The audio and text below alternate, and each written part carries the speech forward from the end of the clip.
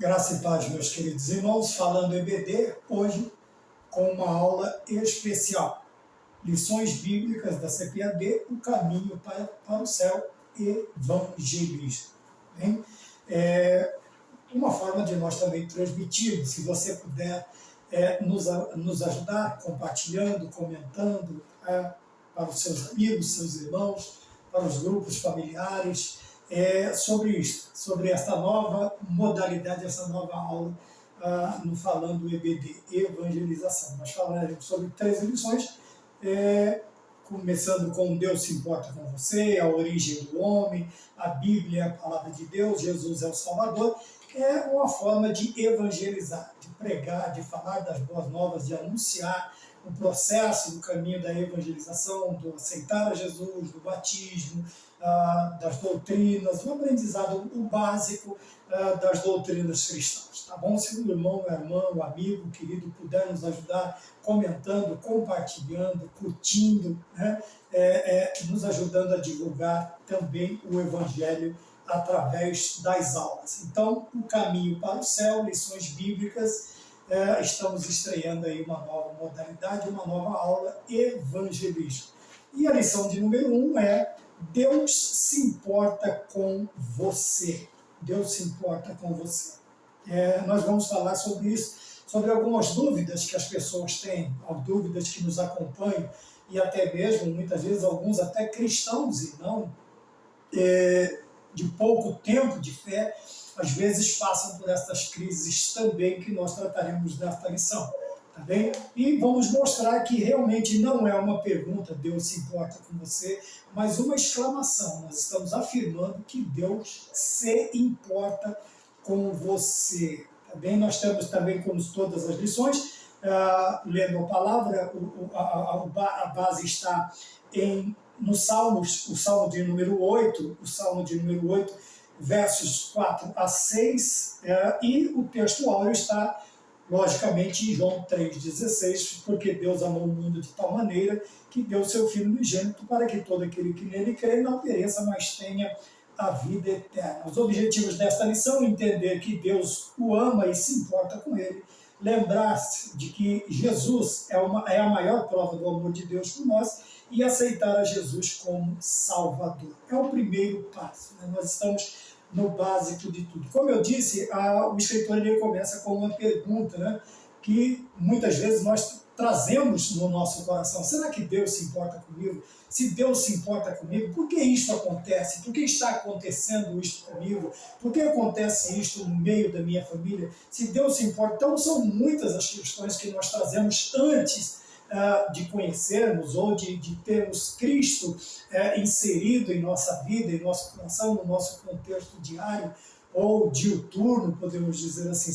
E como eu disse, também não são poucos os cristãos, não é um privilégio de uma pessoa que ainda não teve um contato maior com Cristo, ou que ainda, como dizem, não aceitou Jesus como seu Senhor e Salvador, mas também de alguns cristãos que no decorrer da sua vida vão se deparar com momentos, com algumas bifurcações, algumas sinucas de bico, e a pergunta é: se Deus se importa, me ama, por que está acontecendo isso comigo? Eu tenho sido um crente fiel, tenho sido um crente e essas coisas estão acontecendo. Então veja bem, meu querido amigo, isso não é exclusividade sua, né? Esta questão se Deus se importa comigo ou não. Porém, vamos aí, começa a lição com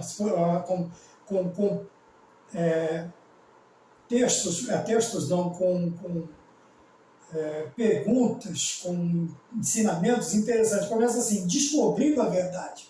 Tá? Obviamente que você já deve ter ouvido nesta caminhada que a verdade é relativa.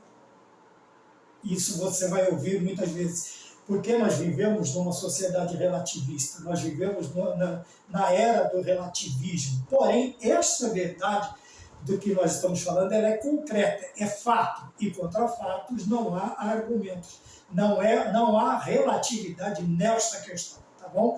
Nas demais lá fora no mundo, tudo bem, mas nesse contexto que ora eu estou te apresentando, não há relatividade. Primeiro, nós vamos descobrir uma verdade. Primeiro, descobrir a verdade de quem é Deus. Obviamente que nós não conseguiríamos exaurir esta questão de quem é Deus. Não tem como, nós não conseguimos estudar Deus. Podemos estudar a sua personalidade, como estudamos em teologia, podemos estudar os seus atributos, podemos estudar as suas qualidades, mas nunca podemos estudar quem é Deus, nós nunca vamos chegar a esta conclusão. Porém, para começarmos este entendimento, é necessário que nós tenhamos o quê? Contato com a Bíblia. Precisamos. O livro de fé e de prática e o livro que nos revela quem é Deus só pode ser a Bíblia. É a Bíblia, as Sagradas Escrituras. Jesus Cristo, explanando uma determinada feita, ele chega a um determinado grupo de judeus e diz assim: examinai as Escrituras, porque vós cuidais ter nelas a vida eterna, e são elas que de mim testificam. Então nós precisamos, para conhecer a Deus, nós precisamos nos acercar da Bíblia, precisamos entrar em contato com a Bíblia Sagrada, assim como um matemático precisa dos livros de exata, assim como um professor de português precisa dos livros de letras, assim como qualquer ciência, nós precisamos dos livros relativos àquilo que estamos estudando. Quando queremos conhecer Deus, precisamos da Bíblia. Você não vai encontrar um livro melhor e maior e mais completo acerca da pessoa de Deus do que as Sagradas Escrituras, que nós conhecemos como Bíblia Sagrada. Tá? E nós vamos encontrar ali. E a primeira pergunta que vem é essa: o que você sabe de Deus? Você sabe alguma coisa de Deus? Porque saber apenas que Deus existe não é suficiente para a salvação. Veja, saber que Deus existe, você tem o mínimo. Veja que Tiago ele vai dizer, ele fala assim: você acredita que é um Deus, que Deus existe? Faz bem, porque até os demônios creem e estremecem. Veja que eles têm uma outra qualidade. Tem muita gente que fala de Deus hoje em dia, lê a Bíblia, mas não tem medo, não teme a Deus. Veja que aqui ele diz que até os demônios estremecem pelo conhecimento de Deus. Mas hoje há uma zombaria. Infelizmente nós tivemos uma expressão grotesca esses dias, e não vem ao caso também citar isto novamente, seria perda de tempo, vamos dizer assim. Porém, nós vemos um diferencial. O inimigo treme porque ele sabe quem é Deus, ele conhece. Então nós, seres humanos, temos somente a ciência de que Deus existe, não é suficiente. Mas também temos que saber quem ele é. Quem ele é. Veja, uma explicação daquilo que nós sabemos. Toda sexta-feira da Paixão tem a crucificação de Cristo. E os homens choram. Eles conhecem a história.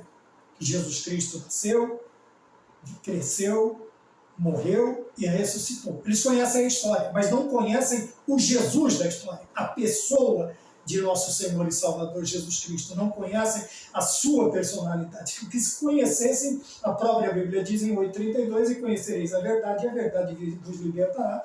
E Jesus Cristo disse: eu sou o caminho, a verdade e a vida. Então vejam bem, nós precisamos também saber quem ele é, no caso, quem é Deus, tá bom? Primeiro, a Bíblia nos relata em Gênesis, no primeiro versículo da Bíblia, no primeiro capítulo, Gênesis 1:1, ele nos relata que ele é o Criador dos céus e da terra, tá bom? No princípio criou Deus os céus e a terra. Ele não é somente o Criador, mas também é o sustentador, é o mantenedor de tudo que foi criado. Veja que as estrelas não saem dos seus lugares, elas não...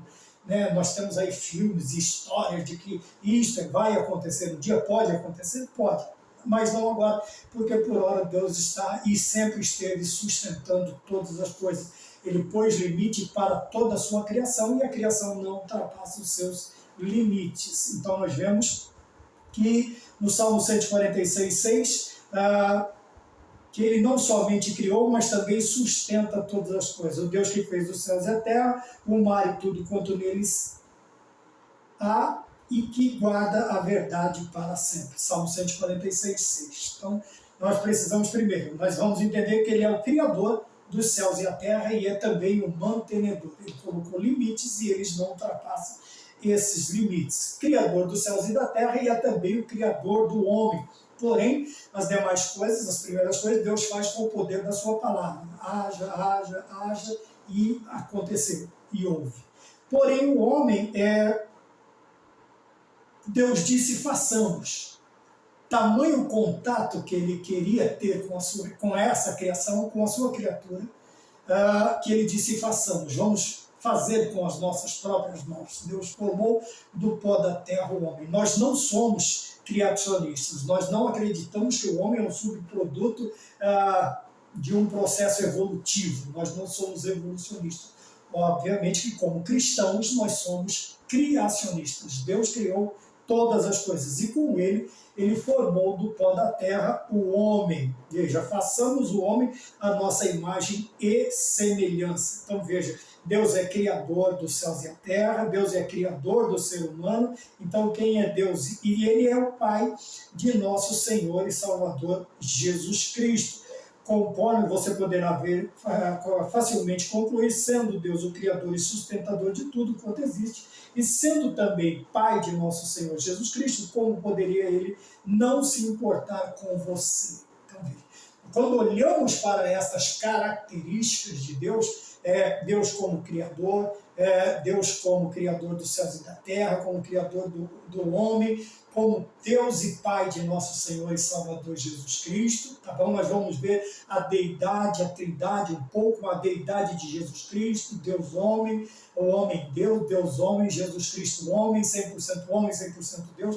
Nós vamos ver mais adiante a questão da trindade. Por hora, nós vamos colocar aqui Jesus, Deus sendo Pai e Criador, Senhor de nosso Senhor, Pai de nosso Senhor Jesus Cristo, tá bem? E tendo todas estas qualidades, como Deus não se preocuparia conosco? Ora, nós somos alvo do amor de Deus. Lembre-se que eu disse que Deus se preocupou em nos fazer com as suas próprias mãos. Façamos o homem a nossa imagem e também a nossa semelhança, segundo a nossa semelhança. Você, então, é precioso aos olhos de Deus. Sua vida é preciosa aos olhos de Deus. Vamos compreender esta verdade. Como? Através da redenção do ser humano. Como Deus prova o seu amor para conosco. Eu tenho uma prova física, eu tenho uma prova cabal, eu tenho um fato que comprove esta verdade, esta narrativa. Vamos lá.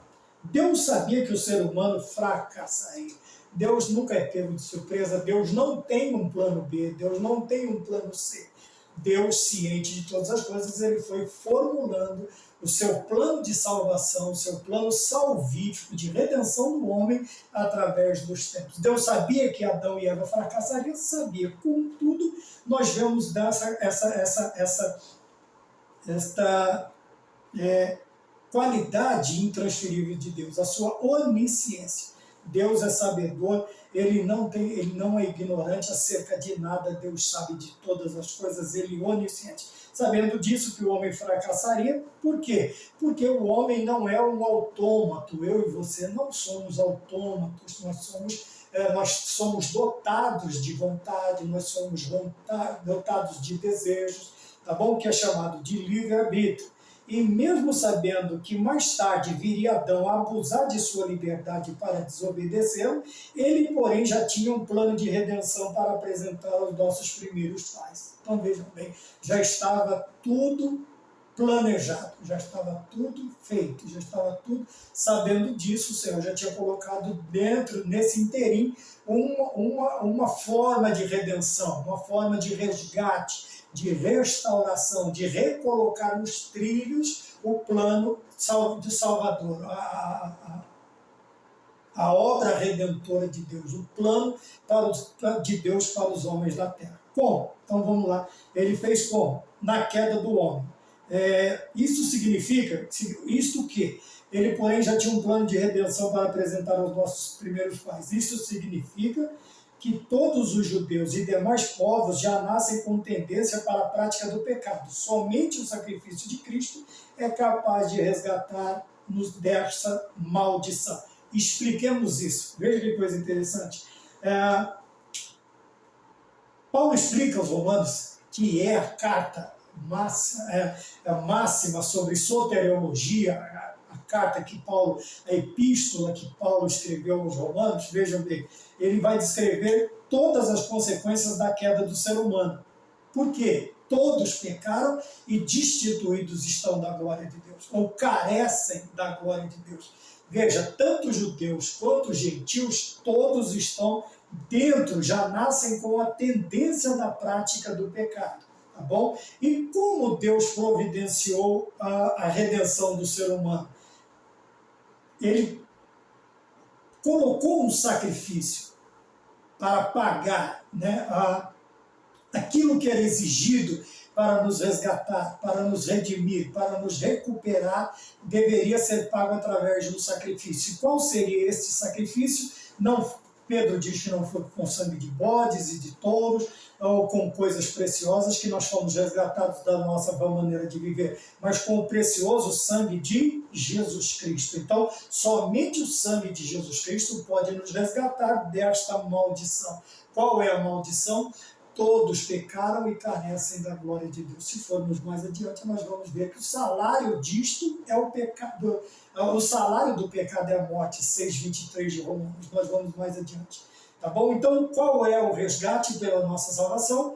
A vida, a morte e a ressurreição de nosso Senhor e Salvador Jesus Cristo. A provisão de Salvador, com a queda do homem, Deus apresenta o Redentor à raça humana, Jesus Cristo, nosso Senhor. Como você observou, está aqui, Deus se importa muito com a sua vida. De outra forma, ele jamais teria oferecido um plano tão maravilhoso como a salvação de sua alma. Veja que nós temos duas coisas maravilhosas dentro desta representação da importância que nós temos para Deus e do amor de Deus para conosco.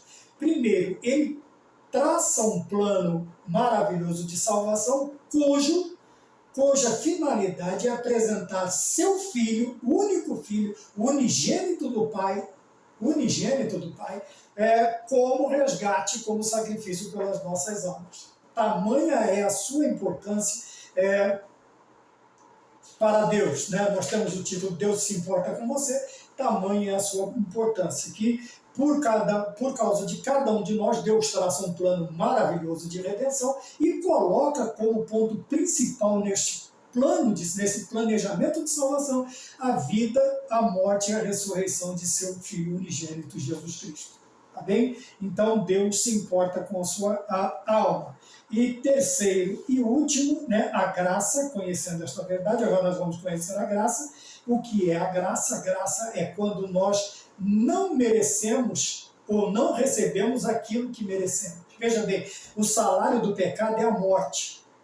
Porém, na graça, nós não recebemos a morte. Por isso que a graça é chamado de favor imerecido. Nós não recebemos o que merecemos. Qual seria o pagamento? A morte. Tá bem? Ah, mas todos vão morrer. Não, está falando da segunda morte, a separação de Deus eternamente. Então, veja, graça é um favor imerecido que recebemos de Deus. Veja, recebemos de Deus. Para que a gente possa entender o que é que eu merecia.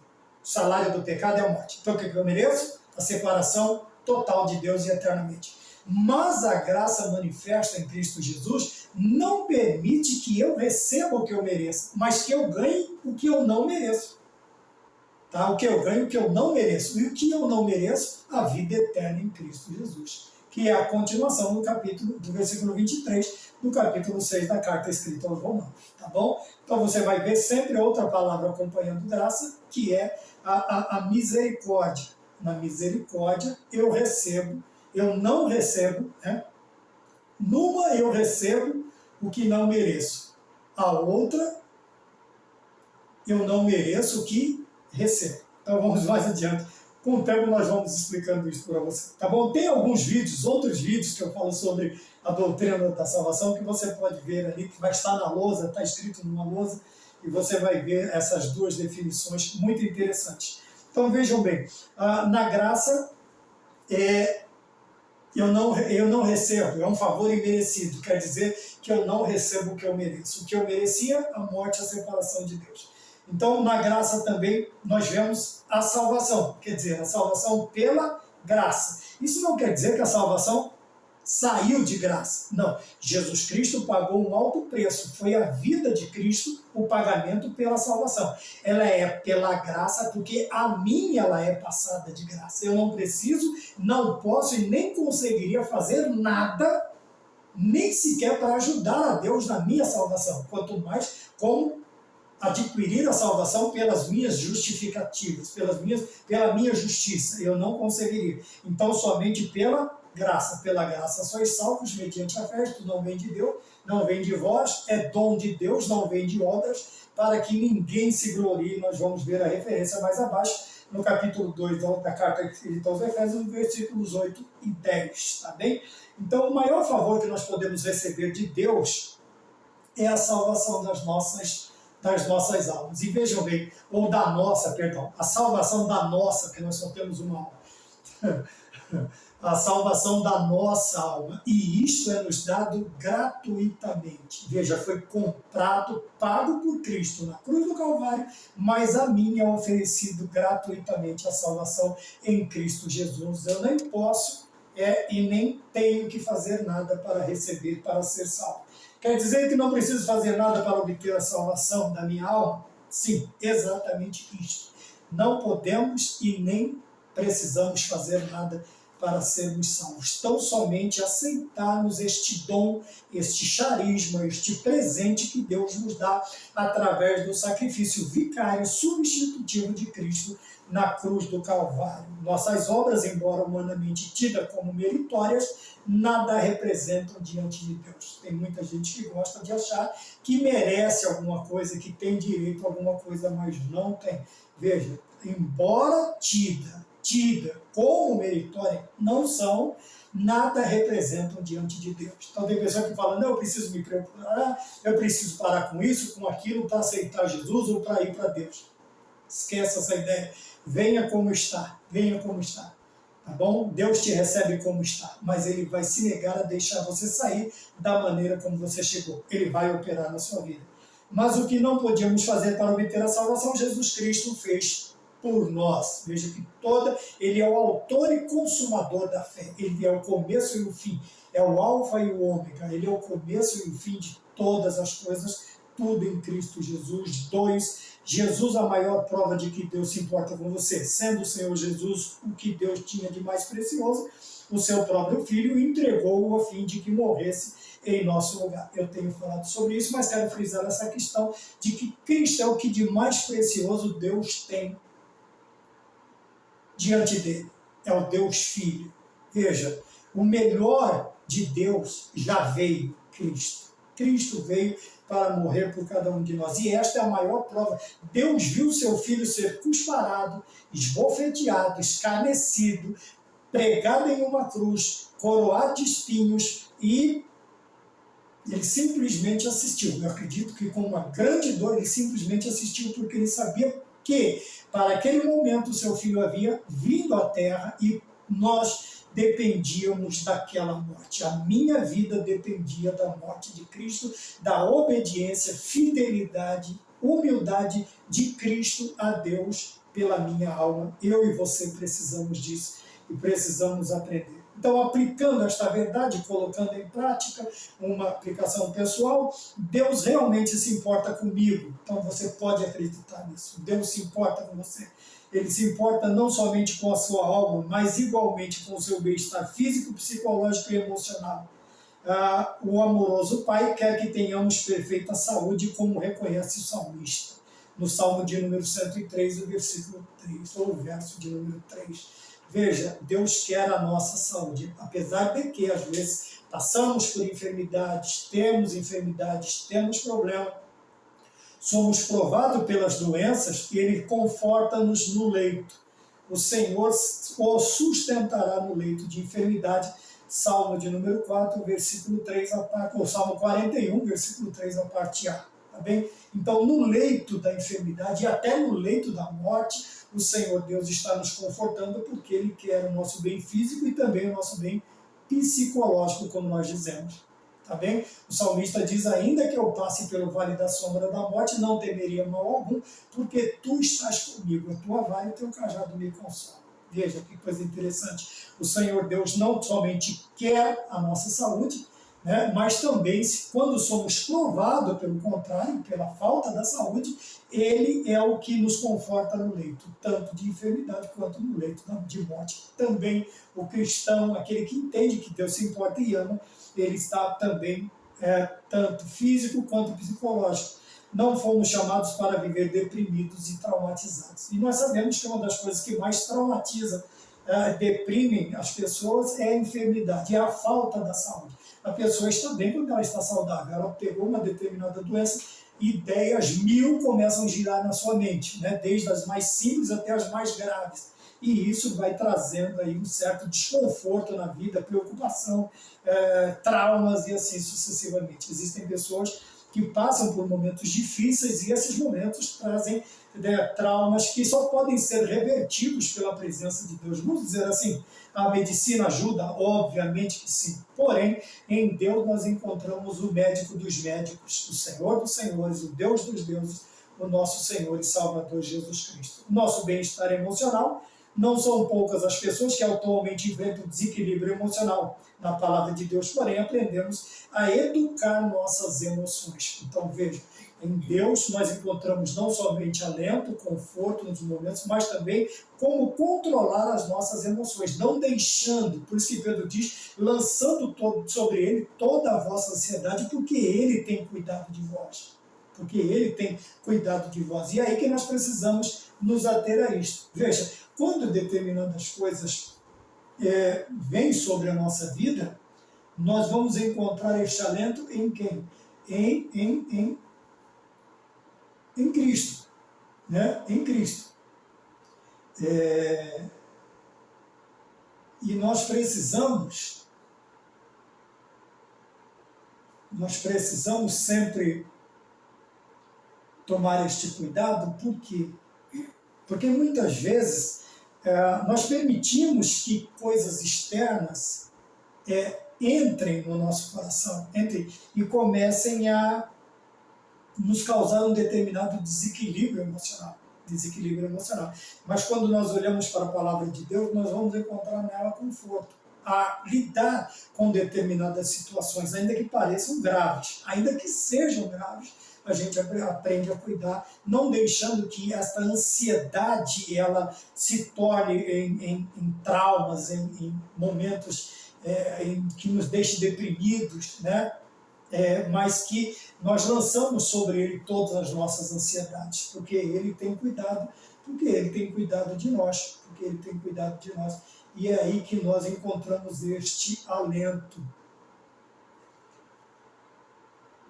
por esse alento em Deus. Quem aceita Jesus, por conseguinte, mantém-se equilibrado, pois sabe que Deus está no comando de todas as coisas. Apesar das adversidades, Deus é soberano em todas as coisas na nossa vida. É chegado o momento em que você, depois de aprendermos tudo isso, vem um momento crucial. Veja, é um momento que você precisa se preocupar com o que o Pai Celeste está lhe oferecendo. Agora chegou o momento de nós nos preocuparmos com o motivo desta lição. O que Deus está me oferecendo com tudo isso? A salvação em Cristo Jesus. A salvação em Cristo Jesus. Qual é a sua decisão? E isto você pode, se você quiser receber Jesus Cristo como Senhor e Salvador da sua vida, você pode fazer uma oração de arrependimento, agora entregar a sua vida a Jesus. Tá bem? Contudo, nós teremos a aula de número 2 e também outras aulas que nos trarão mais entendimentos. Né? Nós teremos a próxima aula 2, a origem do homem.